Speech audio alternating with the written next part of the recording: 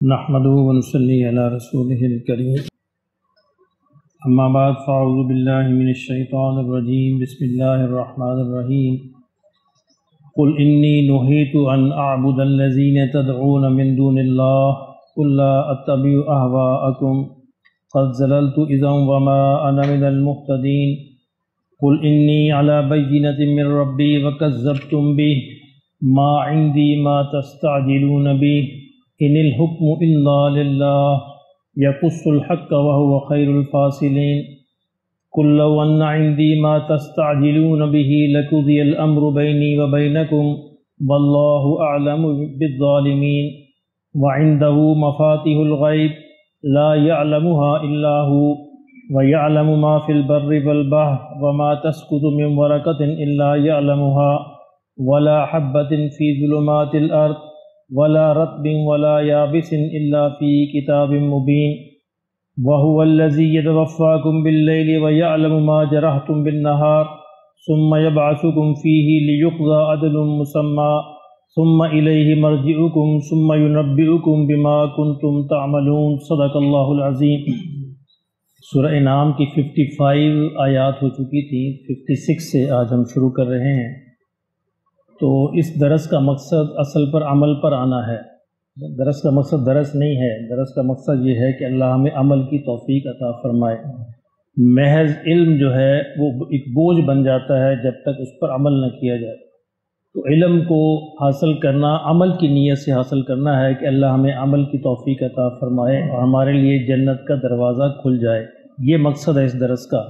اس درس کا مقصد سننا سنانا اور کان جھاڑ کر واپس گھر میں جا کے سو جانا نہیں ہے۔ عام طور پہ ایسے ہوتا، بہرحال میں یاد دلاتا رہوں گا کہ درس کا مقصد کیا ہے۔ آپ اس پر عمل نہ کریں تو یہ آپ کا اللہ کا معاملہ ہے، میری ذمہ داری جو ہے وہ آپ تک پہنچانا ہے۔ وما علینا الا البلاغ المبین، ایسے ہوتا نا، ہاں، ہماری ذمہ داری جو ہے صرف پہنچا دینا ہے، عمل جو ہے وہ سننے والوں کے ذمہ ہے۔ تو 55 تک ہم پڑھ چکے تھے، 56 سے آج ہم شروع کرتے ہیں۔ فرمایا کل آپ کہہ دیجئے انی نہیت، مجھے اس بات سے روکا گیا ہے، منع کیا گیا ہے، ان اعبدا کہ میں عبادت کروں، الذین ان لوگوں کی، ان کی، تدعون من دون اللہ جن کو تم اللہ کے علاوہ پکارتے ہو۔ جہاں بھی کل کا لفظ آتا ہے تو اس کے پیچھے ایک بات پوشیدہ ہوتی ہے کہ گویا اس طرح کا کوئی سوال، کوئی استفسار، کوئی کوشچن نبی صلی اللہ علیہ وسلم سے کیا گیا تھا، جس کے جواب میں یہ ساری آیات جو ہے نازل ہوئی ہیں۔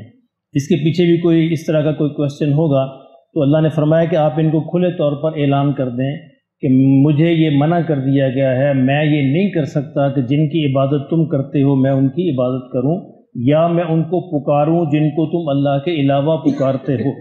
اللہ کے علاوہ پکارنے سے مراد کیا ہے کہ دعا کے لیے پکارنا، مدد کے لیے پکارنا۔ مدد کے لیے پکارنا، دعا کے لیے پکارنا صرف اور صرف اللہ کا حق ہے۔ اب دیکھتے ہیں کہ ہمارے معاشرے کے اندر بھی مسلمان کہلانے کے باوجود بہت سے اور دوسرے یا موجود ہیں جن کو لوگ یا کہہ کر پکارتے ہیں۔ تو اللہ ہمارے حال پر رحم فرمائے۔ یہ صرف اللہ اور اللہ کا حق ہے کہ اس کو پکارا جائے، اس سے دعا مانگی جائے، باقی کسی ہستی کا کوئی حق نہیں۔ قل لا اتبع اہواءکم، فرمایا کہ مجھے یہ بھی کہا گیا ہے، آپ ان سے کہہ دیجئے کہ میں تو تمہاری خواہشات کی پیروی نہیں کر سکتا۔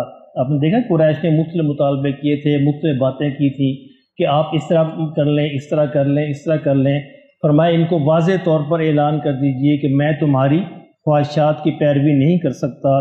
قد زللت اذا، اگر میں کروں تو یقیناً میں راستے سے بھٹک جاؤں گا، وما انا من المہتدین، اور پھر میں ہدایت پانے والوں میں سے نہیں ہوں گا۔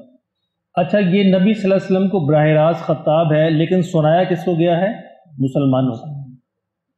نبی صلی اللہ علیہ وسلم سے تو معاذ اللہ کوئی امکان ہو ہی نہیں سکتا کہ وہ راستے سے ادھر ادھر ہو جائیں۔ یہ مسلمانوں کو سنایا گیا ہے کہ اگر وہ اس طرح کریں گے، اگر وہ کسی اور کو پکاریں گے، کسی اور سے امید رکھیں گے، کسی اور سے دعا کریں گے، یا ان چیزوں کی عبادت کریں گے جن کے بارے میں قریش مطالبہ کرتے ہیں، تو وہ یقیناً بھٹک جائیں گے، راستے سے دور پڑ جائیں گے، اور پھر ہدایت ان کو نہیں ملے گی۔ قل انی، آپ ان کو فرما دیجئے، یہ ساری آیتیں کل کے ساتھ آ رہی ہیں، تو اس کا لگتا یہی ہے کہ اس کے پیچھے کوئی سوالات تھے قریش کے یا صحابہ کے یا دوسرے لوگوں کے۔ قل، آپ ان کو فرما دیجئے انی علی بینۃ من ربی، کہ بھئی میں تو اپنے رب کی طرف سے ایک بڑی واضح دلیل پر موجود ہوں۔ وہ دلیل کون سی ہے؟ قرآن مجید، کہ میرے پاس تو اپنے رب کی طرف سے ایک واضح نشانی، ایک واضح دلیل آ چکی ہے، تو میں تو اس پر موجود ہوں۔ وَكَذَّبْتُمْ بِهِ، اور تم وہ ہو جو اس کو جھٹلاتے ہو، یعنی اس قرآن کو جھٹلاتے ہو۔ مَا عِنْدِي مَا تَسْتَعْجِلُونَ بِهِ، میرے پاس وہ نہیں ہے جس کی تم جلدی کرتے ہو۔ یعنی قریش یہ کہتے تھے، کفار یہ کہتے تھے کہ اگر آپ اللہ کے رسول ہیں، نبی ہیں، تو پھر آپ عذاب کو لے آئیے، آپ معجزہ دکھائیے، اس طرح کے مطالبے تھے، فلاں معجزہ دکھائیے، فلاں معجزہ دکھائیے، عذاب کو لے آئیے۔ فرمایا ان سے آپ کہہ دیجئے یہ بھی میرے بس میں نہیں ہے، یہ اللہ ہی کے اختیار میں ہے، میرے پاس وہ نہیں ہے جس کی تم جلدی مچاتے ہو۔ ان الحکم الا للہ، حکم تو فرما روائی تو، قدرت تو صرف اللہ ہی کی ہے، اللہ ہی سب کچھ کر سکتا ہے۔ یقص الحق، اور اللہ نے حق کو بالکل واضح کر دیا ہے، بیان کر دیا ہے۔ وَهُوَ خَيْرُ الْفَاصِلِينَ، اور وہ بہترین فیصلہ کرنے والا ہے۔ وہ جب چاہے، جو چاہے فیصلہ کرے گا۔ تو یہ معجزے دکھانا اور یا اس طرح کی مطالبوں پر عذاب کو لے آنا، یہ فرمایا انبیاء کا کام نہیں ہے، یہ اللہ کا کام ہے۔ اللہ جب چاہے اپنی حکمت کے مطابق اس کو عطا فرماتے ہیں۔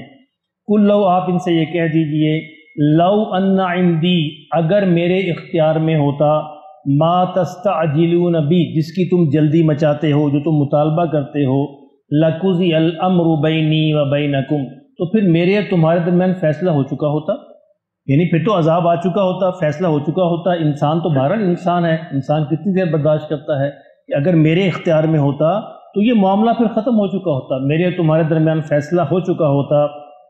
واللہ اعلم بالظالمین، اور اللہ ہی جو ظالم ہے ان کو سب سے بہتر جانتا ہے، اور وہ پھر اپنی حکمت کے مطابق جب چاہے گا ان کو سزا دے گا۔ وَعِندَهُ مَفَاتِحُ الْغَيْبِ، اور اللہ ہی کے پاس غیب کی کنجیاں ہیں، غیب کے جتنے خزانے ہیں اللہ ہی کے پاس ہیں۔ لا يعلمها الا هو، اس کے سوا کوئی اس کو نہیں جانتا۔ جو اس نے دوسروں کو بتا دیا وہ تو اب غیب نہیں رہا، ٹھیک ہے، کسی نبی کو بتایا، پیغمبر کو بتایا، رسول کو بتایا، وہ تو غیب نہیں رہا۔ غیب وہ ہے جو کسی کو بھی معلوم نہیں، اس کی اللہ نے مثال دی یہاں پہ۔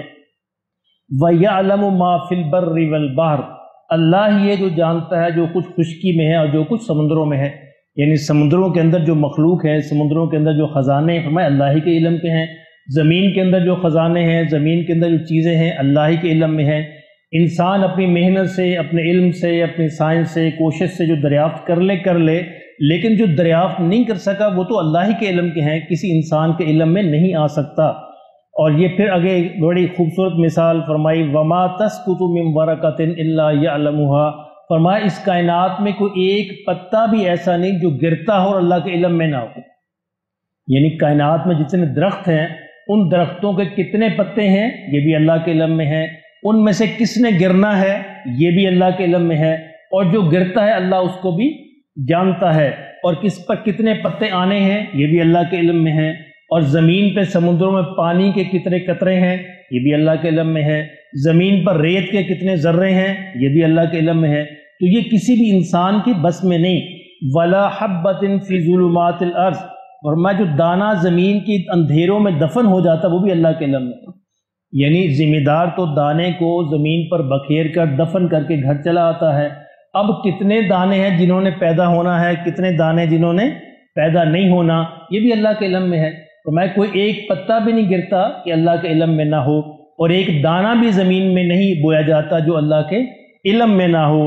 ولا رطب ولا یابس، اور کوئی تر و تازہ چیز اور کوئی خشک چیز ایسی نہیں ہے جو اللہ کے علم میں نہ ہو، الا فی کتاب مبین، کہ وہ اللہ کی اس کتاب میں لکھی ہوئی ہے، یعنی کہ اس کے علم کے اندر ہے۔ یہ ہے غیب کا علم۔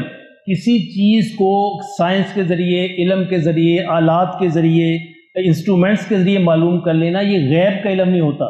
غیب کا علم یہ ہوتا ہے جو انسان کسی بھی ذریعے سے معلوم نہ کر سکے۔ اب دیکھیں کائنات میں کوئی بندہ نہیں جان سکتا کہ کائنات میں درختوں کے پتے کتنے ہیں۔ آپ اپنے گھر میں ایک درخت لگا لیں، اس کے پتے نہیں گن سکتے۔ یعنی یوسف صاحب کے یہاں شہتوت کا ایک درخت تھا، اتنا بڑا درخت، اس کی جڑوں نے ان کے گھر کو ہلا دیا، جی، تو وہ انہوں نے اس کو اکھاڑ دیا، لیکن ان کو نہیں پتا اس کے پتے کتنے ہیں۔ کچھ پتا تھا آپ گن نہیں سکتا۔ انسان تو اپنے سر کے بال نہیں گن سکتا، یعنی حیثیت ہی کیا ہے انسان کی تو یہ اللہ ہی کا علم ہے، یہ ہے غیب کے۔ اللہ فرماتے ہیں پوری کائنات میں جتنے درخت ہیں اور جتنے درختوں کے پتے ہیں وہ میرے علم میں ہیں، اور ان میں سے کس نے گرنا ہے اور کب گرنا ہے، کہاں گرنا ہے، یہ بھی میرے علم کے اندر ہے۔ اور زمین میں جتنے دانے بوئے جاتے ہیں، صرف زمین پاکستان کی زمین نہیں ہے، پوری کائنات کی زمین جو ہے وہاں پر جتنے دانے زمین دار بوتے ہیں، ایک ایک دانہ فرمایا میرے علم کے اندر ہے، اور پھر اس دانے میں سے کس نے اگنا ہے، کس نے پودا بننا ہے، یہ بھی میرے علم میں ہے۔ وَهُوَ الَّذِي فرمایا وہی اللہ ہے، يَتَوَفَّاكُمْ بِاللَّيْلِ۔ اب مختلف مثالیں اللہ بیان فرمائے کہ اللہ کی توحید پر یقین لے آؤ، اللہ کی قدرت پر، اللہ کے علم پر یقین لے آؤ۔ ایک ہوتا ہے یقین، یعنی ایک ہوتا ہے علم، ایک ہوتا ہے جاننا، ایک ہوتا ہے ماننا۔ مسلمان بھی یعنی اس یقین میں کمزور ہیں، اسی لیے مسلمان بھی اللہ کے علاوہ دوسروں کو پکارتے ہیں، اللہ کے علاوہ دوسروں کو بلاتے ہیں، ندا دیتے ہیں۔ اگر وہ یقین مضبوط ہوتا، کمزور ہوتا، اللہ پر پورا بھروسہ ہوتا، تو مسلمانوں کے زبان پر اللہ کے علاوہ کوئی اور نام بلانے کے لیے، پکارنے کے لیے، مدد کے لیے نہ آتا۔ فرمایا ایک اور مثال دیکھ لو، وہی اللہ ہے یتوفاکم باللیل، جو رات کو تمہیں موت دے دیتا۔ نیند موت کی ایک شکل ہے، نیند موت کی ایک شکل ہے۔ فرمایا وہی اللہ ہے جو رات کو تمہاری روحوں کو قبض کر لیتا ہے۔